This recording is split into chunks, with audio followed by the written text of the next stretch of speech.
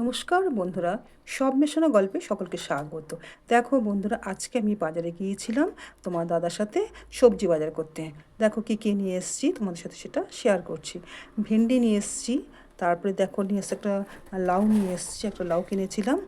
আর তারপরে কুমড়ো নিয়ে এসেছি, ঝিঙে নিয়ে এসেছি, তারপরে পেঁপে এনেছি, এদিকে বেগুন এনেছি, তারপরে দেখো বরবটিও নিয়ে এসেছি। হ্যাঁ, তারপরে এনেছি তেঁতুল। এই তেঁতুলটা এনেছি না, তেঁতুলটা আমার বাড়িতে একটু থাকে সবসময়।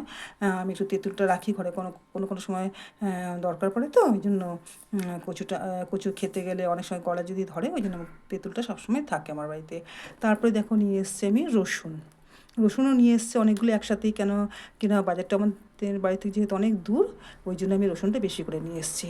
এখন আমার সবথেকে বড় কাজ কী বলো তো, এই যে এতগুলো যে লঙ্কা নিয়ে এসেছি, এই লঙ্কাগুলোকে এখন আমার বোটা ছাড়াতে হবে। বোটা যদি তুমি না ছাড়াও না, তাহলে কী হবে বলো তো, লঙ্কাগুলো বেশি দিন থাকবে না, নষ্ট হয়ে যাবে। ওই জন্য প্রত্যেকটা লঙ্কার বোটা ছাড়িয়ে রাখলে সেই লঙ্কাটা অনেক দিন থাকে। তারপরে দেখো আমি নিয়ে এসেছি বাটা মাছ। বাটা মাছটা একদম জ্যান্তই ছিল, বেশ ছটপট করছিল।